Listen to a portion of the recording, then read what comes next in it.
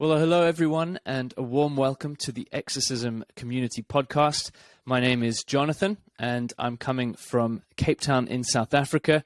It's currently 5 o'clock in the afternoon, and I'm privileged to be joined by Thelma, who is currently living in Wisconsin, as far as I'm aware.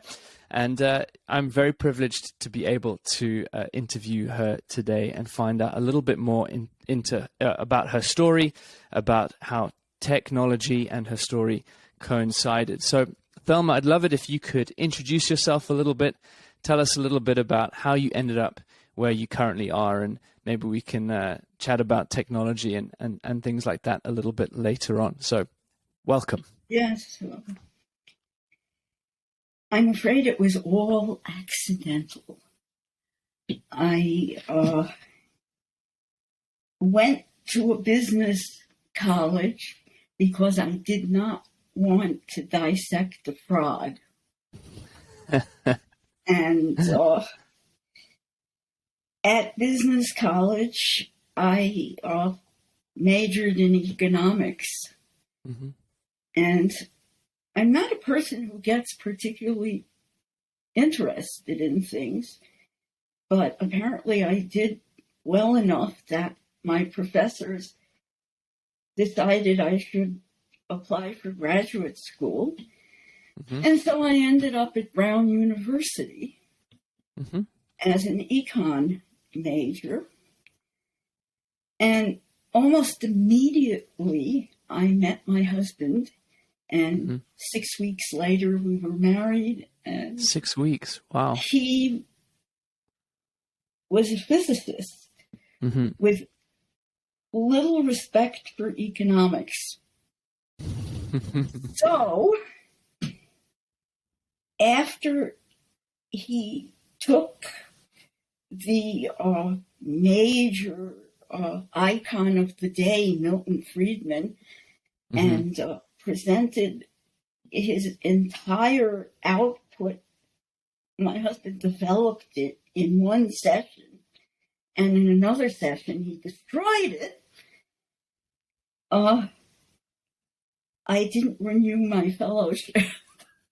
Okay, wow. My husband wasn't too happy about.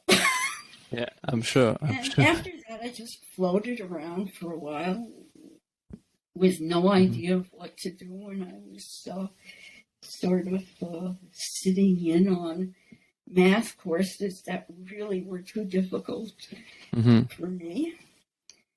And by this time we had got to Wisconsin, and my husband was writing a long Fortran program with a stack of punch cards. And getting very frustrated because as soon as he would turn something in and wait all night in those days to get a result, the result was at least half the time that he had misplaced the comma. And so he got either an empty output or a stack of junk. So I started looking over his shoulder and putting in the stray commas and doing the misspellings. And I got to the point where I decided I would take a course in Fortran. So I took a course in Fortran. And after the course, my professor calls up and he says, I'm quitting the university and I'm opening a software consulting firm. Do you want to come and work for me? Oh, wow. That's brilliant. So that is my introduction to programming. And it was Fortran that I started with. And the first program that he asked me to do was a bowling bookkeeper, which was not the scoring, but keeping track for his personal bowling league, my boss. Okay. And I did quite a few programs at that job. My daughter started telling her friends that mom's job is killing cows, because one of the programs I wrote was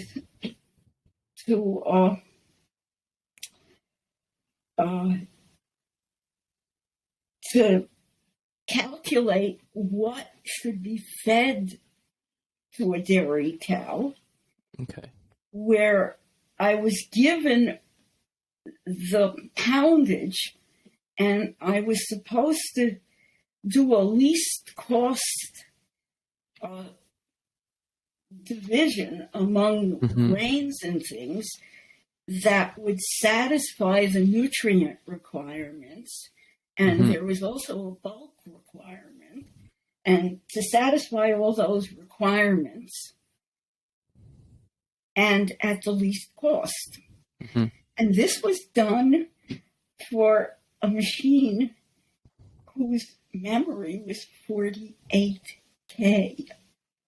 So you can imagine Wow. what least cost program attempting to do that would be like. And one day I got a call from a farmer who said, "You are telling me to feed my cows 10 pounds of salt." Because that apparently it had satisfied all the nutrient requirements, and it was looking for the cheapest bulk. 10 pounds of salt. That was it.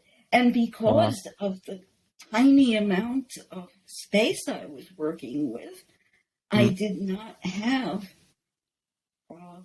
many limits, upper limits on things. I had a couple, but somehow salt didn't make.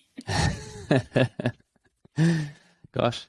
And then I wrote a hardware inventory program and a corn bin moisture controller. The main thing I remember about that was that they had a PDP machine. Okay. And I was going from my place to the corn mill by bus with one of those big PDP hard disks. Okay.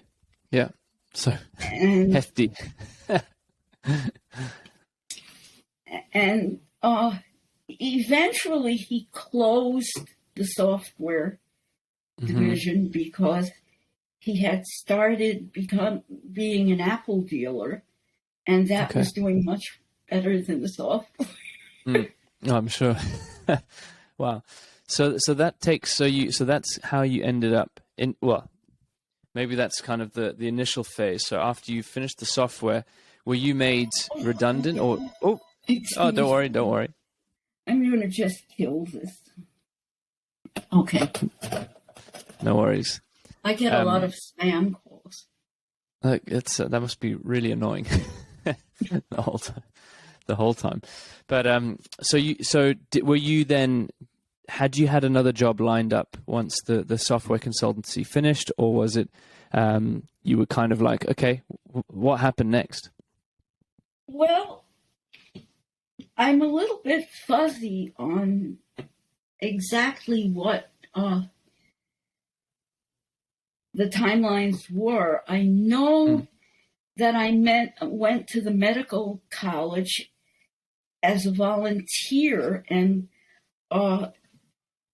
it was a physiology professor and he handed me a program written in C that he wanted translated to Fortran. And that's how I learned my C. Okay. So can you tell me about Fortran a little bit?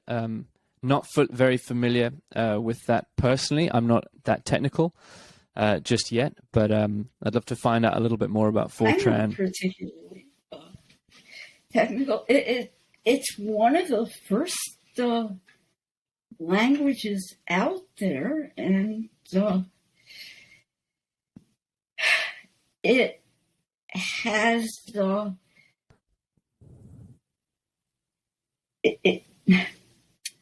I don't know.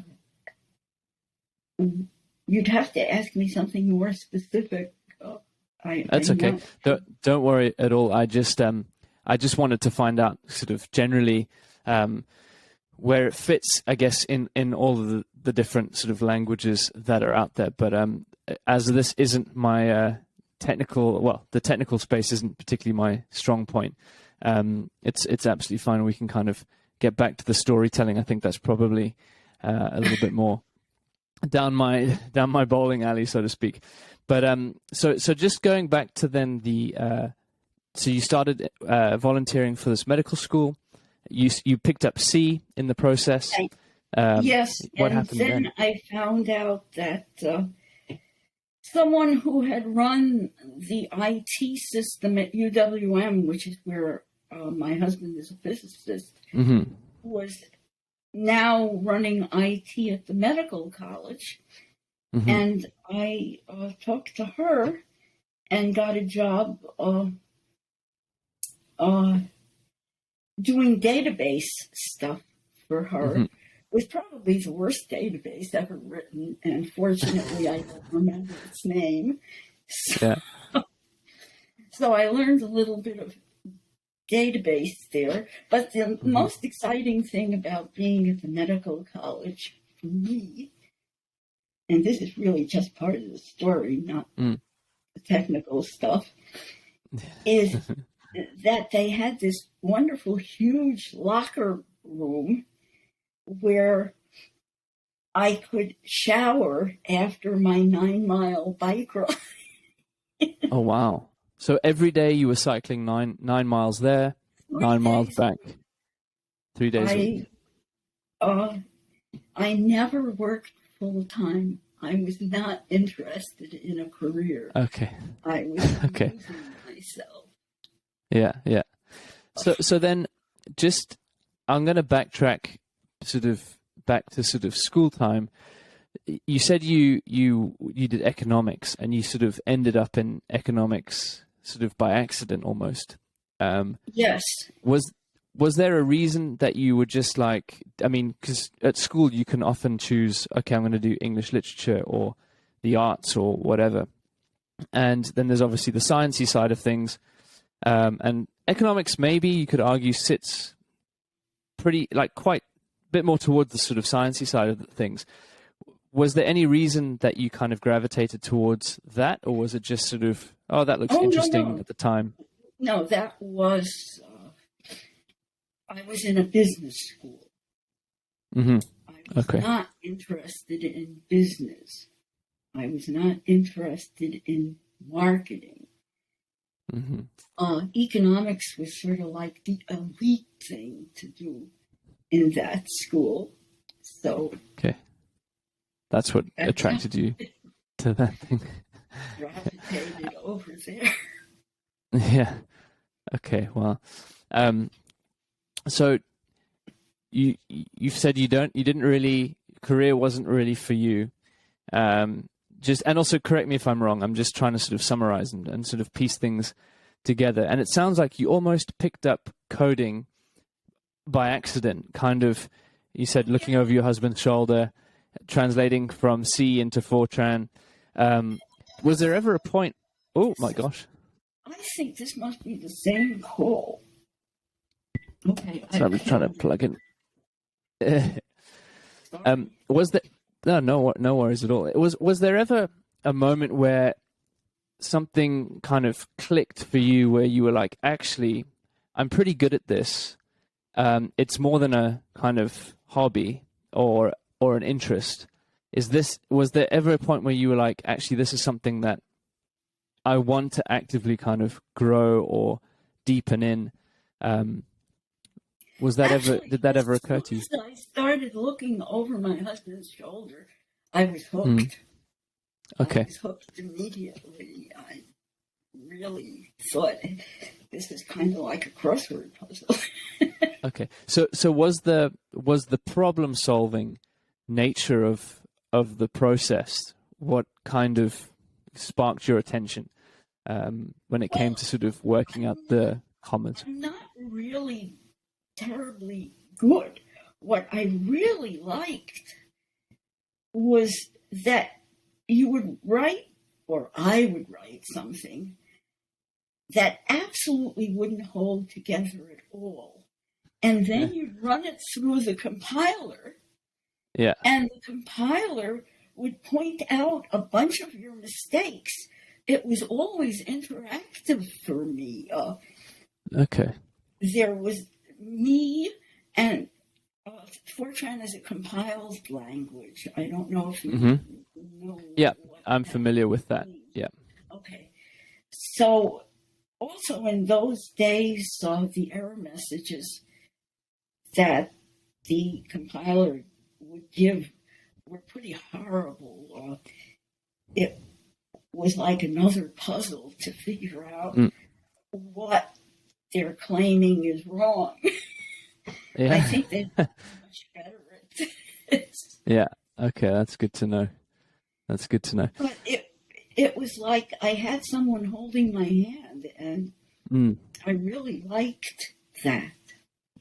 Mm-hmm. Okay. So you said that your husband would tear his hair out, having done all these punch cards, and then having to wait the night in order to see whether anything worked. Was that just because things took? He wasn't interested in programming at all. He was just interested in the result.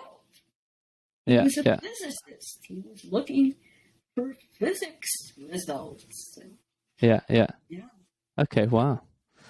Now that's the partnership. Great partnership right there. So now,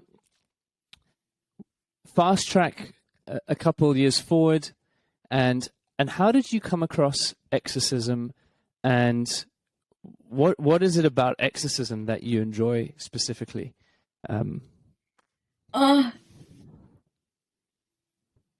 After I retired, and I've been very long retired, I did some volunteer work, some interesting volunteer work.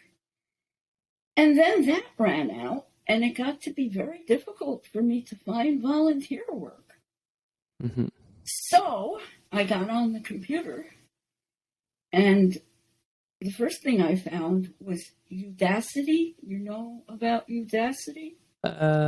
Rings a bell, but not that familiar. Okay, it's an online courses, and I found it very early. They've gotten much more business-like now. The courses were free, and it was 15 minutes, and then they gave you a problem to do. And I did a Python course with them and really enjoyed it. Okay. And after that, I took a module that I had written for my husband in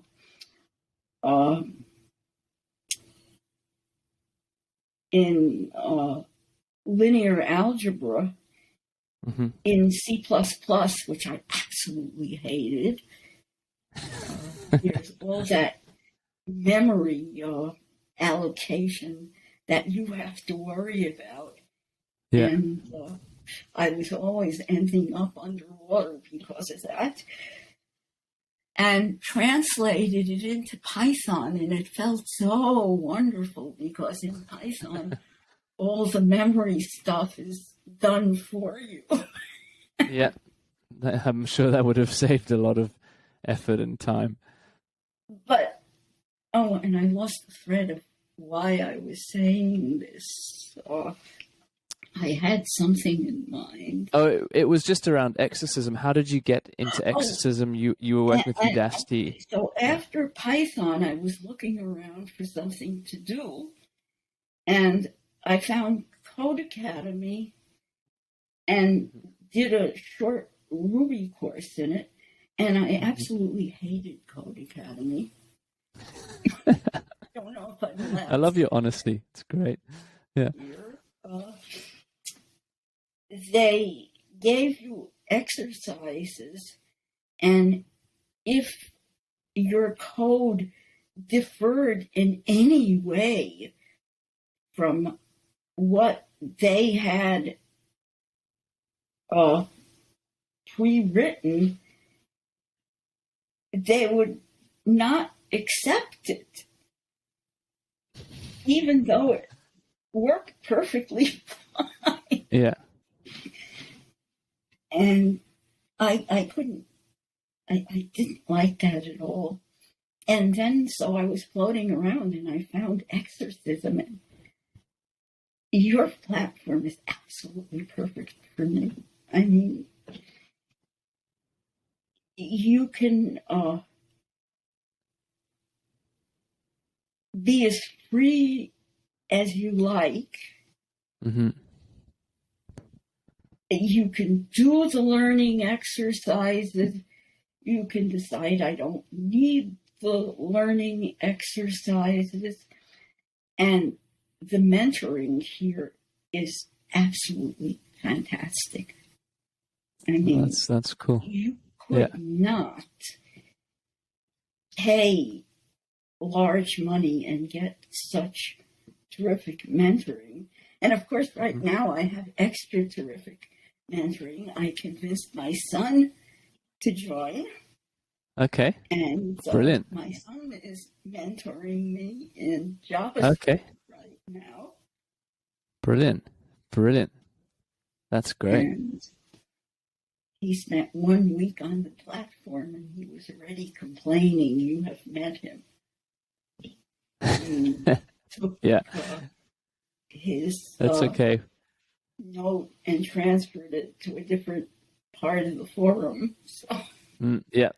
Exactly. So currently, like, what does your day-to-day look like, Thelma, in terms of coding and programming? Do you just enjoy the problem-solving side of things? Is programming a big part of your life still? How does it all fit together? It's a big part of my life because I am hopeless at doing things like watching movies. Mm-hmm. And my husband died 7 years ago, so I'm widowed and I'm living alone. And I try to get out as much as possible. Mm-hmm. And I am through with the bike for the year. The temperature has fallen to where I can't do it anymore. Although when I was working at Johnson Controls, I would bike at 8 degrees. I can't imagine. Fahrenheit. Let me just clarify. Yeah, because 8 degrees Celsius is manageable, but 8 degrees Fahrenheit, I think, is another level. Yeah, that is very cold. Yeah. So I can't do that anymore. So I'm expecting that I will be housebound more than I would like. Mm-hmm. And the programming is what keeps me from going nuts because I can't do a lot of the things that people do to amuse themselves. And also with the mentoring, that is an interaction for me. Mm-hmm. Mm-hmm. I have friends more and more who seem to be telling me that they're seeing their therapist. Mm-hmm. This seems to be the popular thing to do nowadays, to have a therapist. So I have started telling people, oh, yes, I had a great session with my therapist the other day. Yeah. And what I really mean is one of the exercism mentors. They're very good. They're very therapeutic. And you learn something along the way, which is also very, very handy. Yes. No, that's fantastic. That's amazing. So, Thelma, I'm interested. So one of the things at Exercism that we're always trying to understand in as much detail as possible is what pieces of advice would you give to people who are looking to learn how to code? And that can be quite a broad range of people who are getting involved, and each person has a unique way of learning and understanding things. But are there any specific behaviors or patterns or things that you would strongly suggest to someone who's learning to try stick to? Any sort of habits that you would say people should really try and form in order to learn? I feel that the way I most get into things is not really the way other people do it.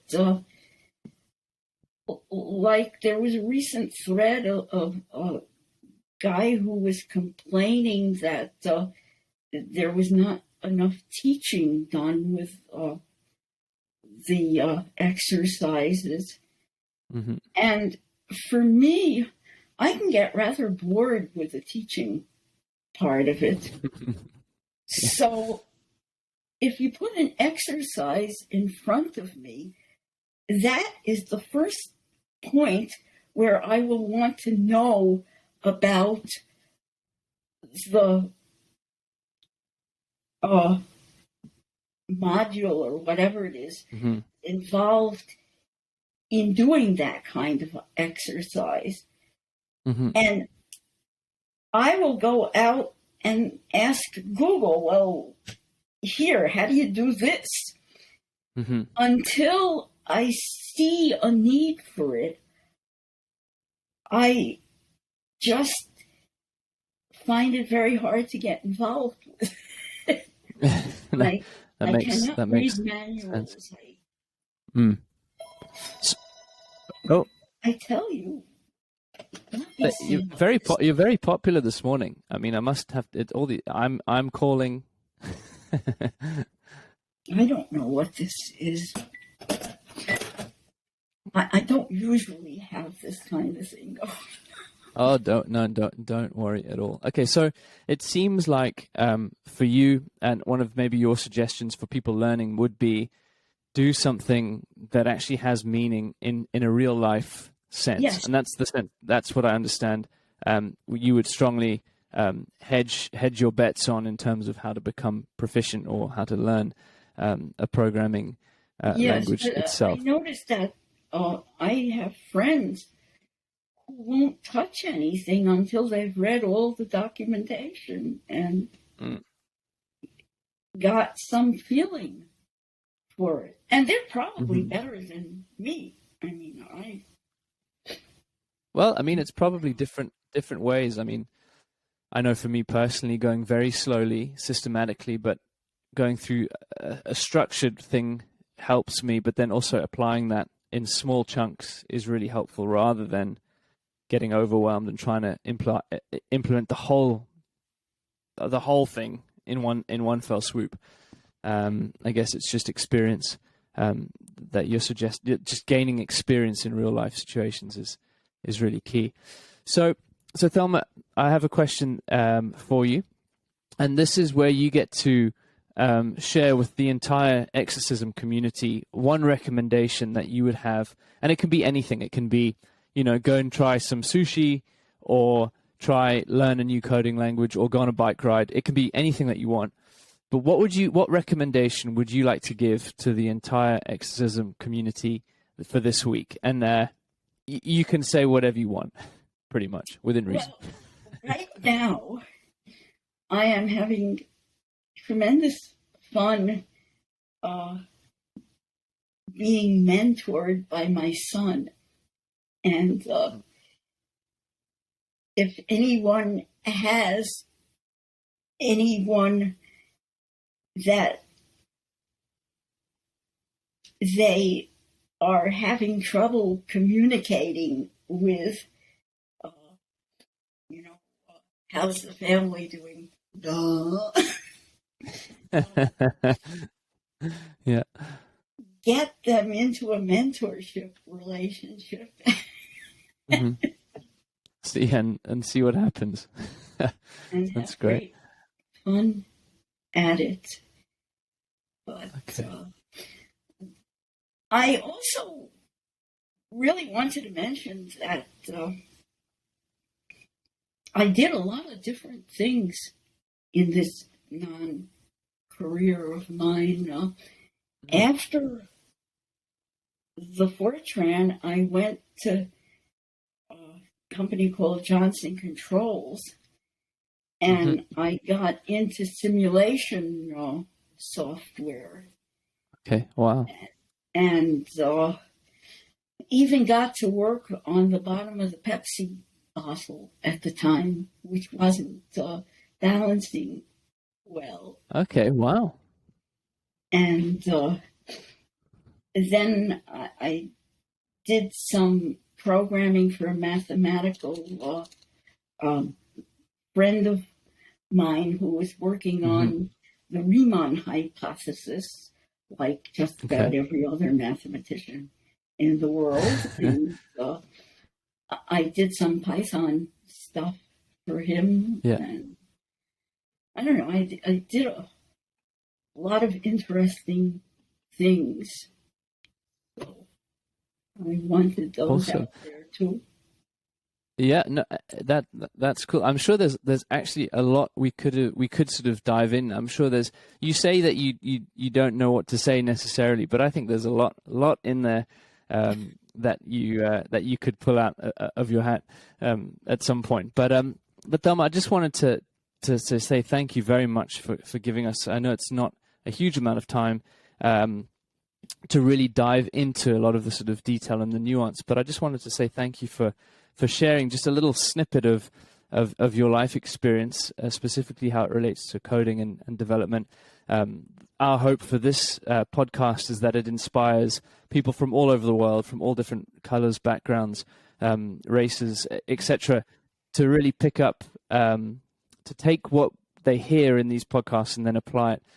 So life stories and hearing a little bit about you, I'm sure will inspire someone somewhere to pick things up, to experiment a little bit.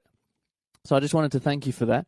And I'm sure we'll see you in the forum and mentoring people at some point. And I'm glad that... Anybody. Although I would love to get involved as a contributor, not as a mentor. Okay.